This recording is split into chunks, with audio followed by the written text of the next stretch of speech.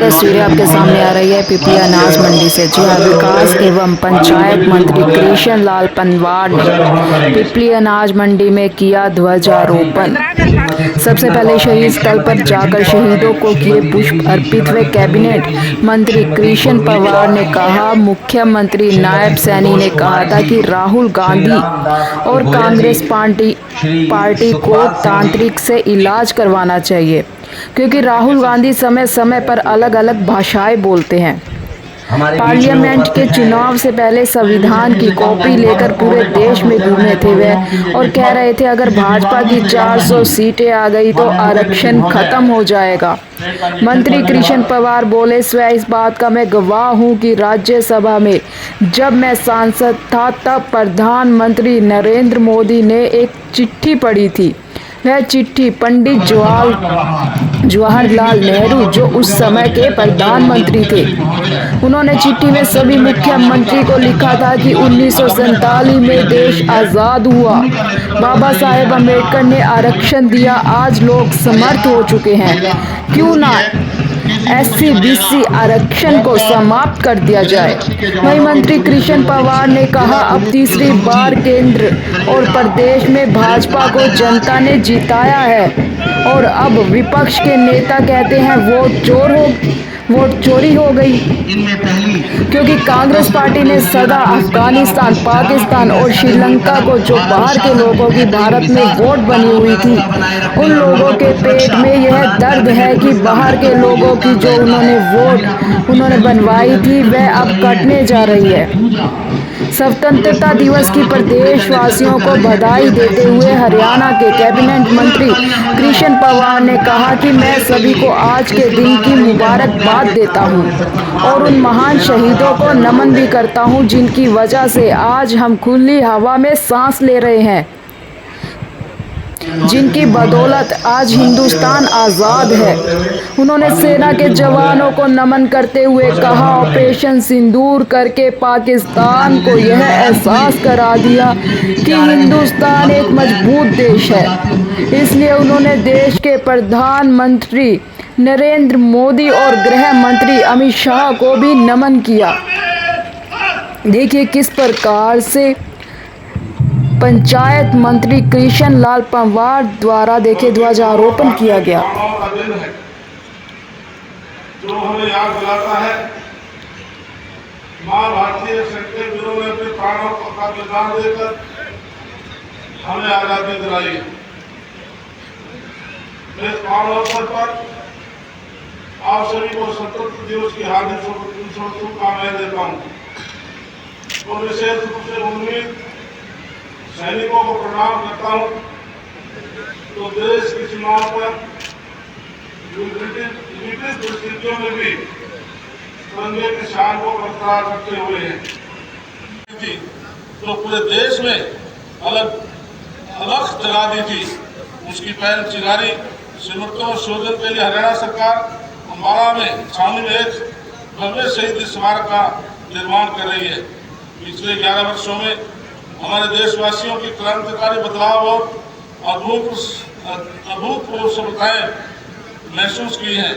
प्रधानमंत्री नरेंद्र मोदी जी साई दूरदर्शी नेतृत्व का परिणाम है।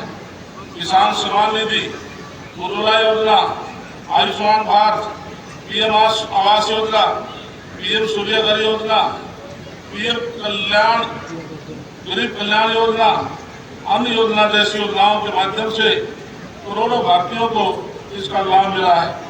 यह संघर्ष का विषय है।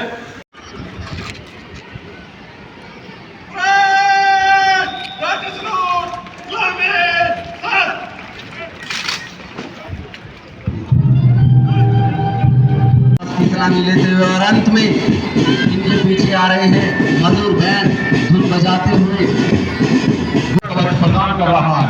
पुलिस के जवानों की टुकड़ियों का निरीक्षण करते हुए माननीय मुख्य सचिव महोदय आज हर क्षेत्र में कामयाबी का परचम लहरा चुकी नारी अदम्य साहस का परिचय दे रही है।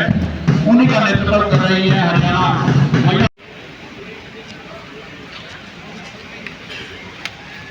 देवी सती से कम नहीं, बर्फ कोहरे कफन को जड़ रहे तोतियों की ये किस्मत किसी दीवानगी से कम नहीं।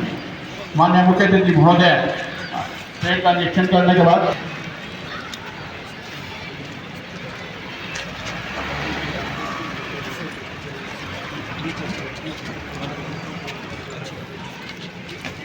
उन्हें सब सम्मान दे, मेरा सर आपसे अनुरोध है।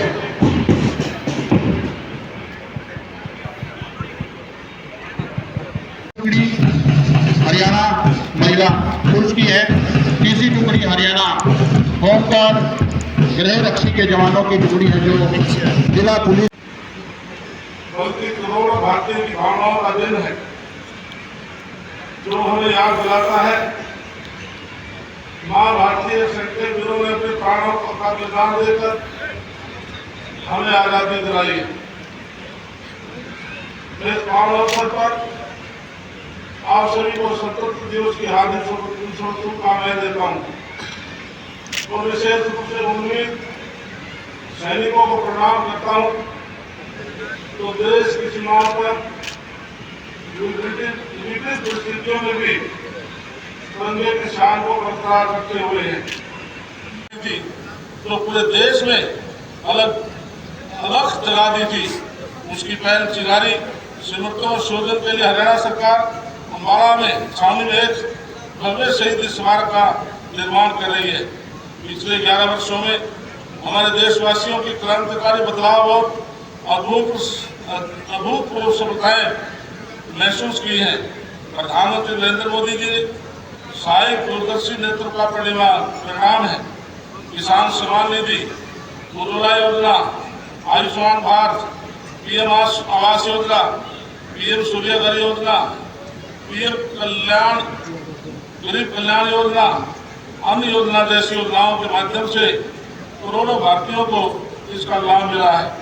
यह संघर्ष का विषय है का दिन है और आज हमारा स्वतंत्रता दिवस था। इसके लिए मैं पूरे हरियाणा